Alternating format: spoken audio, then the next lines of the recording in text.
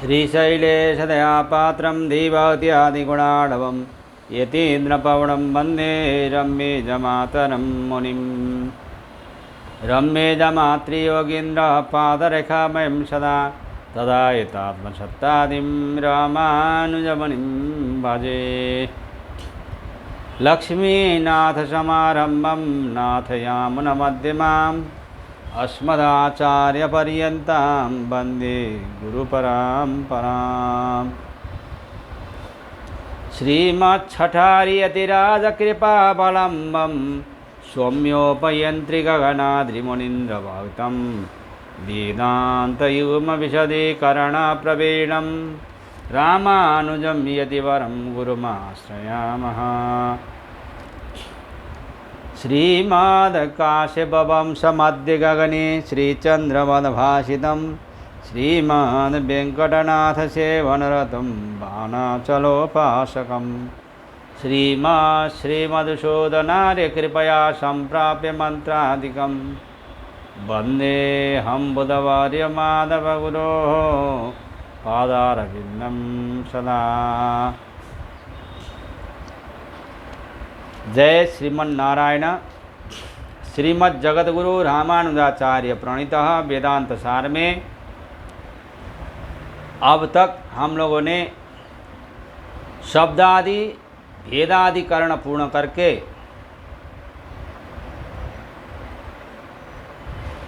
सत्संग को पूरा किया था। अब हम लोग अथ विकल्पाधिकरणम में प्रवेश करते हैं। 3-3-56 सूत्र तक सत्संग पूरा हुआ था, तो अब हम लोग 3-3-57 सूत्र से आगे बढ़ते हैं। सभी विद्याओं का ब्रह्म प्राप्ति ही फल होने के कारण सभी विद्याओं का विकल्प बताना इस द्विसूत्रीय अधिकरण का विषय है। विकल्पो विशिष्ट फलत्वात् 3-3-57। एकस्मिन्नुपासके सर्वासं परविद्यानं विकल्पः अपरिच्छिन्ना नंदरूप ब्रह्मानुभव फलस्य विशिष्टत्वात्। विकल्पः ब्रह्म प्राप्ति फल वाली सद्विद्या आदि के मध्य में एक पुरुष को व्यवस्था के अनुसार वैकल्पिक रूप से एक ही उपासन का अनुष्ठान करना चाहिए, न कि समुच्चय रूप से, क्योंकि अवशिष्ट फलत्वात् विद्या फल भूत सिद्धोपासना वाले पुरुष के द्वारा अनुभूयमान देश काल स्वरूप से अनवच्छिन्न निरतिशयानंद स्वरूप ब्रह्म के अनुभव में भिन्नता नहीं है, अर्थात समानता है, अथवा अभिलक्षण ब्रह्मानुभवात्मक एक फल होने के कारण विकल्प ही मानना चाहिए। एक ही उपासक में समस्त परविद्याओं का विकल्प है, अर्थात उपर्युक्त सद्विद्या दहर विद्या आदि में विकल्प ही है, न कि समुच्चय। क्यों? कैसे? अविशिष्ट फलत्वात्, अर्थात सभी विद्याओं का समान फल होने के कारण, क्योंकि सभी ब्रह्म विद्याओं का असीम व निरतिशय आनंद रूप ब्रह्मानुभव फल श्रुतियों में समान रूप से सुना जाता है।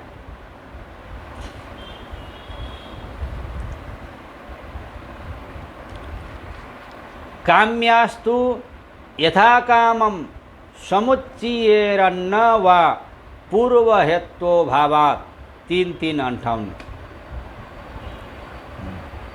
ब्रह्म व्यतिरिक्त विद्या फलस्य परिमितत्वाद् भूयस्त्वापेक्षया समुच्चयः संभवति इति यथा कामं समुच्चयेरन् विकल्पेरन् वा इति विकल्पाधिकरणम। काम्याः तु ब्रह्म प्राप्ति फल वाली विद्याओं से भिन्न काम्य फल वाली विद्याएं तो यथा कामम अपनी इच्छा के अनुसार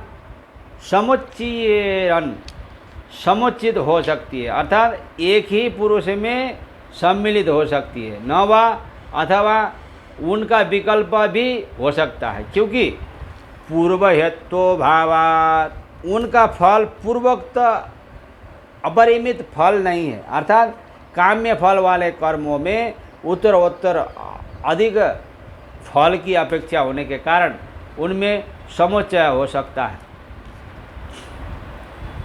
ब्रह्म प्राप्ति फलिका परिविद्याओं से भिन्न जो सकाम उपासनाएं हैं उनका एक फल नहीं बताया गया, अपितु भिन्न भिन्न उपासना का भिन्न भिन्न ही फल वेदों में है। साथ ही स्वर्ग प्राप्ति आदि परिमित सीमित ही फल वेदों में वर्णित है। अधिक से अधिक फल प्राप्त करने के लिए एक से अधिक उपासनाओं का अनुष्ठान करना संभव है, अतः उनमें समुच्चय का होना स्वाभाविक है। इस प्रकार पूर्वोक्त हेतु असीमित ब्रह्मानंद रूप फल न होने के कारण सकाम उपासना का अनुष्ठान अधिकारी अपनी कामना के अनुसार जिस प्रकार आवश्यक समझे कर सकता है। जिन जिन भोगों की कामना हो उनके लिए बताई हुई सब उपासनाओं का समुच्चय करके भी कर सकता है और अलग अलग भी कर सकता है, इसमें कोई नियम नहीं है, अर्थात विकल्प भी है और समुच्चय भी है। अथ यथाश्रय भावाधिकरण उद्गीत आदि अंगाश्रित उपासनाओं का नियमित अनुष्ठान होना चाहिए। इस विषय का निर्धारण इस षट सूत्रीय अधिकरण से किया गया है। अंगेषु यथाश्रय भावः 3:3-59 उद्गीत मुपासित इत्युद्गीताद्यंगेष्वाश्रिताना मुद्गीतादिवत् कत्वंग भाव एव गोदोहनादिवत् स्ववाक्ये फलांतरा श्रवणाद उद्गीता दिसंबंधितया क्रत्वंग भावो न विरुध्येत इति। अंगेषु कर्मांगभूत उद्गीत आदि विद्याओं में आश्रितता के रूप में विद्यमान उपासनाओं को यथाश्रय भाव अपने आश्रय उद्गीतादि की तरह अंगत्व रूप से नियमतः अनुष्ठित होना चाहिए।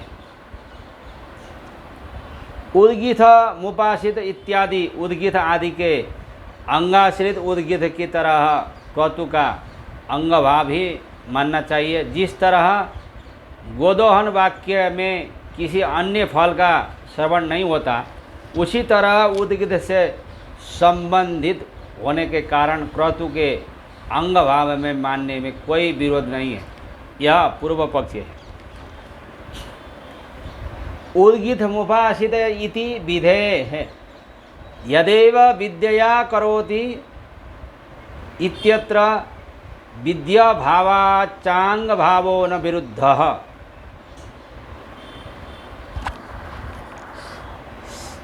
शिष्टश्च श्रुति द्वारा उद्गीत मुपासित इत्यादि के रूप में उपदिष्ट होने के कारण उद्गीत आदि के आश्रित उपासनाओं में यथाश्रय भाव स्वाश्रय की तरह ही अंगभाव विरुद्ध नहीं है। अतः उद्गीत आदि की उपादेयता नियत है। श्रुति द्वारा उद्गीत मुपासित इत्यादि के रूप में उपासित इस तरह विधि बोधक उपदिष्ट है और यदेव विद्या करोति में कोई भी विधि बोधक वाक्य नहीं है। इस कारण से भी उद्गीतादि के आश्रित उपासनाओं में स्वाश्रय की तरह ही अंगभाव विरुद्ध नहीं है। अतः उद्गीतादि की उपदेयता नियत है, यह भी पूर्व पक्ष है। समाहारात 3:3:61 उद्गीत मनु समाहरति इति वेदनः न वन्येन समाधानं ब्रुवत् वेदनस्यांगतां द्योतयति। उद्गीत वेदन का संपादन अवश्य करना चाहिए। उद्गात्री कर्तृक वेदन के नष्ट होने पर होत्री कर्तृक के द्वारा उद्गीत और प्रणव में एकत्व विज्ञान होने से समाहारात समाधान अर्थात तद्दोष परिहार के विषय में श्रुति द्वारा ही बताया गया है। होत्रीशदनाद दैवापि दुरुद गीत मनु समाहरति। छांदोग्य उपनिषद 1:5:5। इस श्रुति में वेदन की हानि होने पर उसका समाधान दूसरे से करते हुए वेदन का अंग द्योतित होता है। तात्पर्य यह है कि वहाँ उपासना के समाधान का नियम देखा जाता है। उपासना विहीन उद्गीत को दुरुद गीत कहते हैं। उपासना का परित्याग होने पर दूसरे के द्वारा समाधान प्रशस्त बना देना का कथन उसकी नियमित उपदेयता को सूचित करता है। गुण साधारण्य श्रुतेश्च 3:3:62 इति सर्वत्र संचरतः प्रणवस्य गुणत्वेनोपासनस्यापि संचारादुपासनोपादन नियमो गमयते। अतः पूर्वोक्तोपादान नियमो न संभवति। गुणस्य उपासन गुणभूत उपासनार्थक प्रणव की साधारण्य श्रुते है।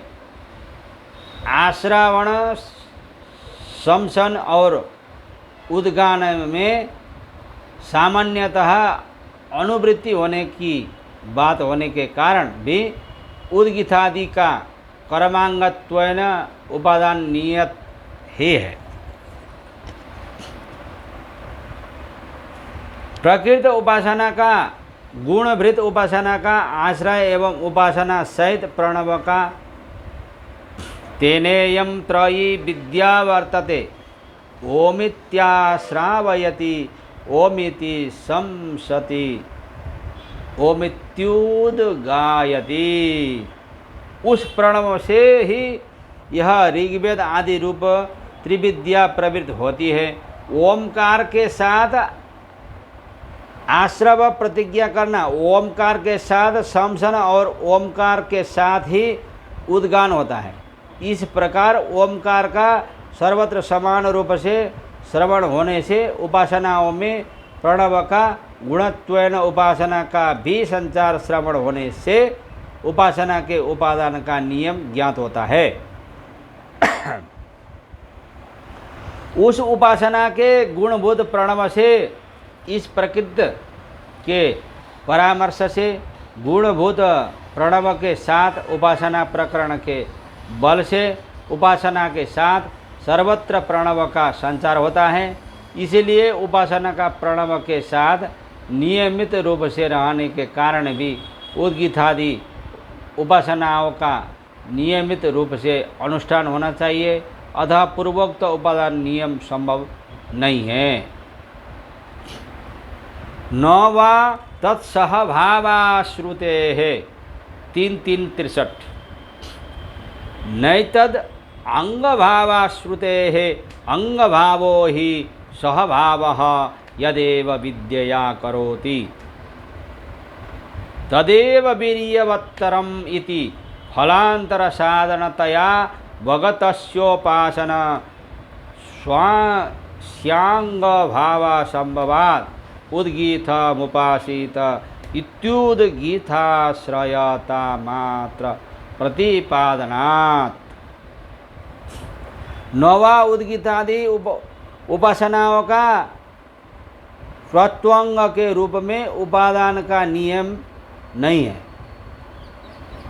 क्योंकि तत्सहभावस्य उद्गीतादि का क्रतु के प्रति अंगत्व के लिए अश्रुते है श्रुति में कथन नहीं किया गया है। पूर्व सूत्रों में पूर्व पक्षी द्वारा उत्थापित जो कथन है कि उद्गीत आदि उपासनाओं का यज्ञों में उद्गीत आदि के समान नियमित रूप से चिंतन होना चाहिए, यह युक्ति संगत नहीं है, क्योंकि उद्गीतांग भाव बोधिका श्रुति उपलब्ध नहीं है। अंग रूप मानने पर तो अंगी के साथ सहभाव निरंतर रहने का नियम होता है। यद्यपि उद्गीत मुपासित इस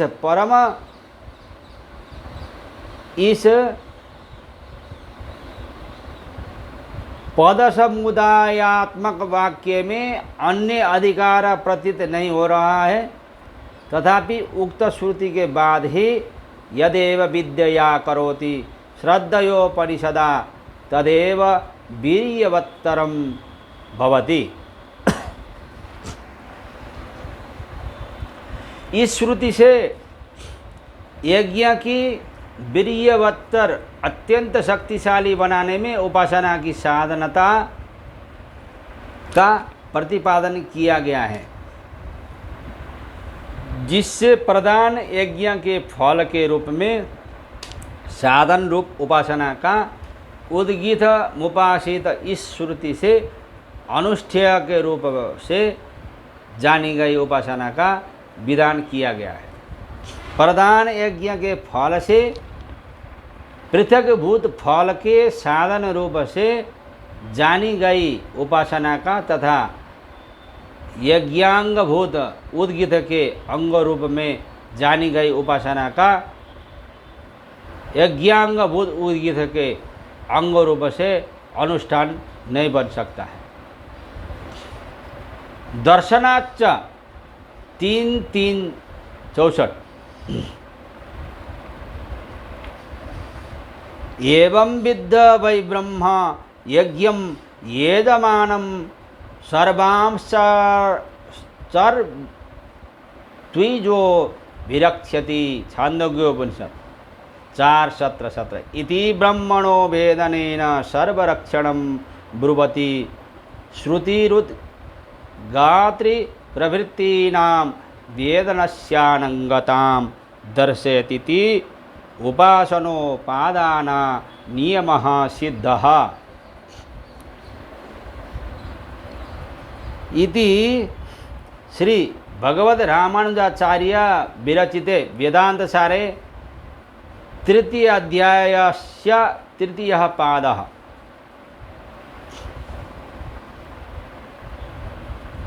ब्रह्माश्रित वेदन नियम से एवं विद हावै ब्रह्मा अभिरक्षति इस श्रुति में दर्शनाच्च सभी ऋत्विजों के रक्षण की बात देखे जाने के कारण भी नवा उद्गात्राश्रित वेदन नियम का अभाव ही मानना चाहिए। श्रुति भी अंगाश्रित उपासनाओं के नियमित अनुष्ठान के अभाव को दिखाती है, जैसे कि एवं विद्ध वै ब्रह्मा यज्ञं यदमानं सर्वांश्चर्त्वि जो भी रक्षति। छान्दोग्योपनिषद 4:17-10।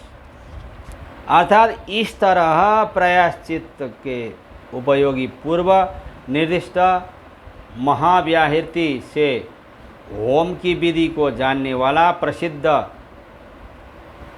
ब्रह्मा नाम वाला ऋत्विक, यज्ञ यजमान और सभी अध्वर्यु, उद्गाता आदि नाम वाले ऋत्विजों की सब प्रकार से रक्षा करता है। यह श्रुति ब्रह्मा नाम के ऋत्विक के ज्ञान से सबकी रक्षा बता रही है। उद्गाता होता आदि ऋत्विजों के ज्ञान का अनियम होने पर ही ब्रह्मा के नाम से रक्षा का औचित्य बन सकता है। इसी लिंग से उपर्युक्त समाहार आदि लिंगों का अनिश्चित तत्व ज्ञात होता है। अतएव अंगाश्रित उपासनाओं का नियमित अनुष्ठान नहीं है, यही सिद्धांत सुस्थिर होता है।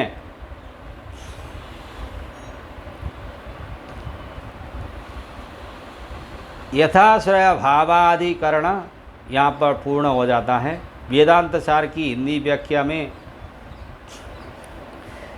तृतीय अध्याय का तृतीय पाद यहाँ पर पूर्ण हो जाता है। आज के लिए इतना ही। जय श्रीमन नारायण।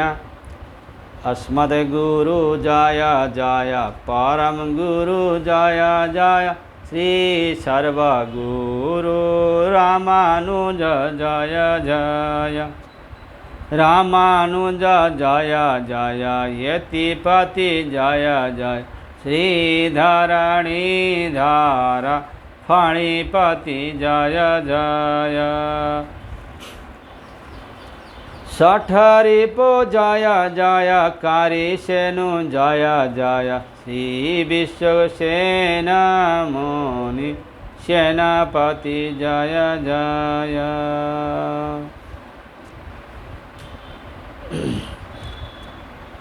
हरे राम राम राम हरे हरे, हरे कृष्ण कृष्ण कृष्ण हरे हरे, हरे रंग रंग रंग हरे हरे, हरे देव देव देव हरे हरे।